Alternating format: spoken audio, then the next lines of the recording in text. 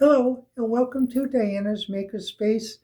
Today, I'd like to talk about a topic that's a little bit different than what I usually talk about. This involves bullying and hazing. Last night, I was watching an episode of The Irrational on NBC. It's on at 9 o'clock p.m. Chicago time, and it talked about with the NASA space program, or mainly professional programs, involved a couple who was scheduled to go up on a space mission to fix a nitrogen leak that was in the module, and as a backup team.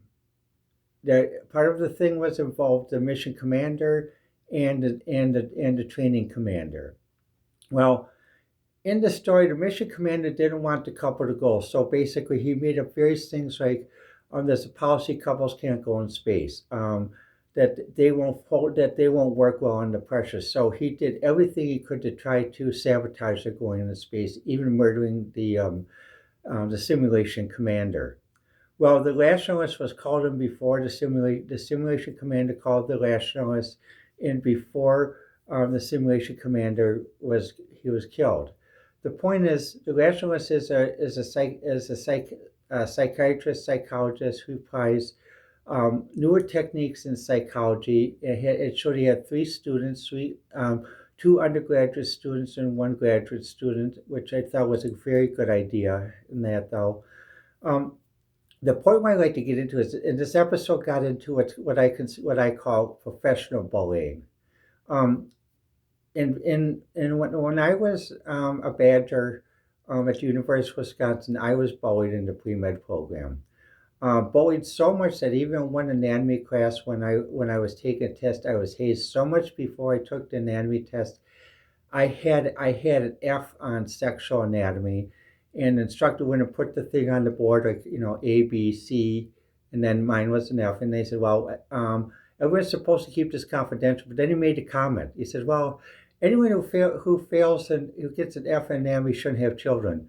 Well, to this day, I don't have children because I transitioned, but I always have planned to adopt. However, at the time, um, they did.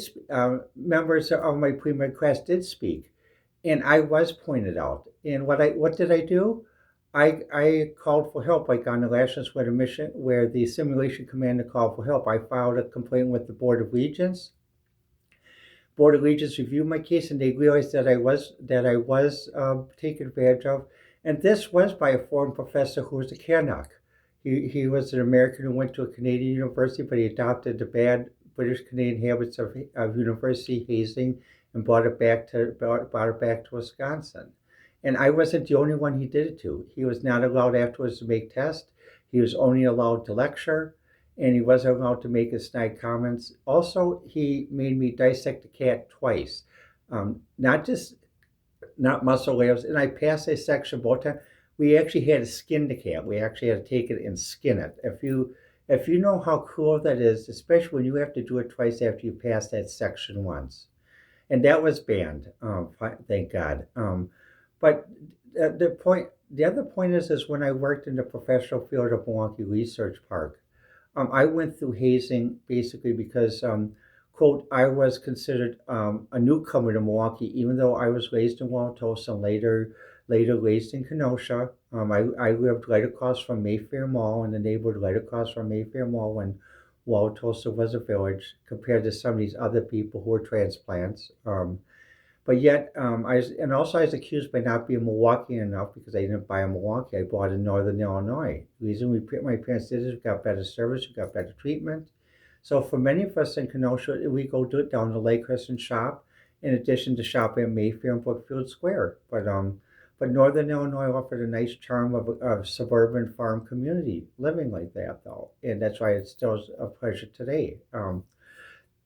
But the point is, at one point during my work at the Milwaukee Research Park, I was at a dinner dance, and a friend of mine who is my right hand in the lab, I'll leave her name anonymous, but she is my right hand. She helped me. But what happens? Both of us went to sit at the table where our research group, and we were both banned. They said, "Well, we don't want you sitting here." So what happened was, Mrs. Asta came and rescued us and said, "Oh, he'll want you to sit at the table with Dr. Asta and I with a bunch of the senior researchers and executives. So, and I was asked to choose wine for the table, which I did, and everyone's happy. And then at one point, what happened was the research group realized they made a mistake, so they invited the one person a friend of mine, they said, well, do you want to come up and play? And what happened? They sent another person by the name of Steve, who was one of the lab techs that they used my lab. He says, well, I'm sorry. Well, he said, well, we don't want you coming because you're not really part of our group. You sat with them, and it was like, so fine. And what happened was what I did is basically I left the dinner dance early that night. Driving home, I was crying. It was a very misty night, and when I came back Monday morning, I realized nope, I don't want to work with this type of hazing and bullying anymore. That's when I started to ask for a transfer. I was denied a transfer 3 times. Finally, at one point, the hazing got to the point as well as the health conditions when I got so sick that I almost died. And I was listed as dead actually 3 times during my life because my heart stopped and my body's function stopped. I was resuscitated. And I saw the white light. I saw it and also felt my body chilling down and everything else. And like a friend of mine from Sweden says, well, actually, you wouldn't have to pay income taxes. But the thing is, afterwards, I got so bad. My resignation was I just resigned, and I didn't know what I was going to do. And fortunately, basically, I worked with one organization on the West Coast, and there's a job that came by, and part of the job was working as a liaison to the Air Force, who today I consider my big brothers and big sisters because they helped me through a difficult time at that time, where basically some of the Navy brothers and sisters sat by and watched this happen in Milwaukee. My Army brothers and sisters did help me because one of my Army big sisters did teach aerobics, and she was very compassionate about my transition, even back then, where many of the doctors and techs at the Milwaukee Research Park weren't. They still felt that people had AIDS, deserved AIDS, because it was God's judgment of their lifestyle and other stuff. And with me though, they still felt you're not normal. And they wouldn't even accept DSM-4, and they still work on DSM-1, which means that basically anyone who's LBGT is supposed to be committed to a state mental hospital for the rest of their life. No, no. But what happens, like I said, my Army big brothers and sisters helped me try to get through work there because they had friends, and some of them were LGBTQ too. But eventually, all of us ended up taking jobs outside of Milwaukee and outside of Chicago until it changed. And Milwaukee finally didn't start to change until 1999. And the events I'm talking about occurred in 1984, 1989, 1993. So with the last year, I'm glad that in the story, he figured out that it was the mission commander who was using his own bias and trying to do confirmation bias by sabotaging different types of the simulation. And because of the policy of the base of where everything was where not everything was approved and not everything was open, that's where his recommendation was no changes to a simulation should be allowed unless completely approved and logged, and also all discussions should be open. And this was the policy when I worked for STS. All discussions were open. There were no classified policies. And the last part of the rationale was basically everyone should speak English. No mixing of languages, because basically people can hide things and do other things by using multiple languages. So last year, I liked that episode because we did address the issue of professional bullying at the pre-college level, at the pre-professional level, professional level has to stop. And the best thing that helped me with when I was bullied, I eventually did go to graduate school, but I didn't go to UW because I knew I'd still be bullied. Even when I went to UW, if I tried to go to UW in the 90s or early 2000s, that's why I'm a Phoenix. And that's why I went to University of Phoenix. And the first thing they did is that everyone graduate school, they assigned a counselor, and the counselor was very understanding. She was very good. and also what happened when she understood about my religious background, how that was important because I was originally raised First Congregationalist. Many people don't understand what that means and the implications of it because they think, well, you're either Lutheran or Catholic based on old Milwaukee, and if you're not Lutheran Catholic, you're heathen. And no, I'm not heathen, but I attend church, but I'm not a member of church because I still have concerns about trying to follow all the church canons because I think they're hypocritical.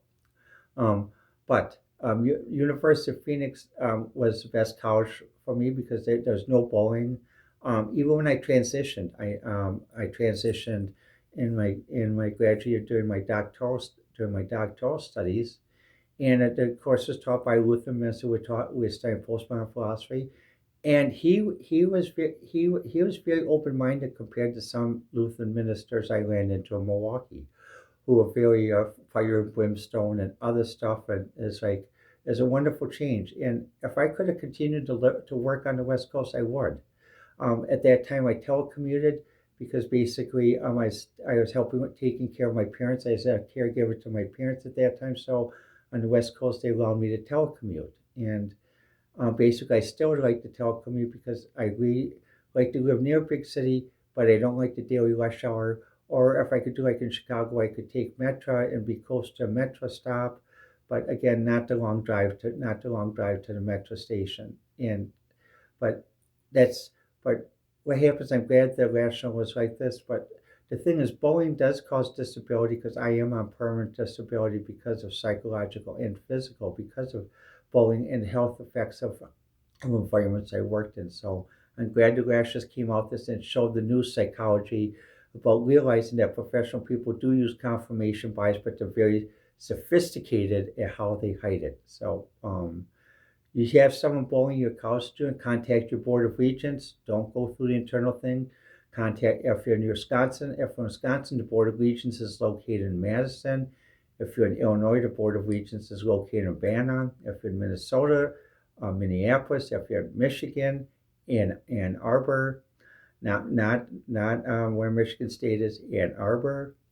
And also, if you're in the Big Ten, um, I'll try to post where the board of, Central Board Regents is for the Big Ten.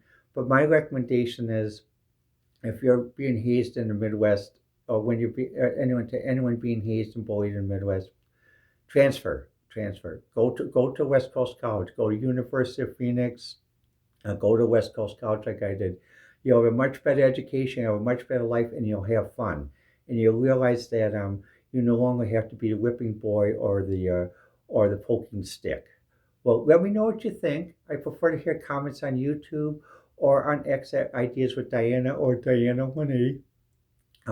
Please remember that sometimes it takes a while for me to respond to comments because I have my up and down days. So thank you for listening, and this has been Diana's Makerspace.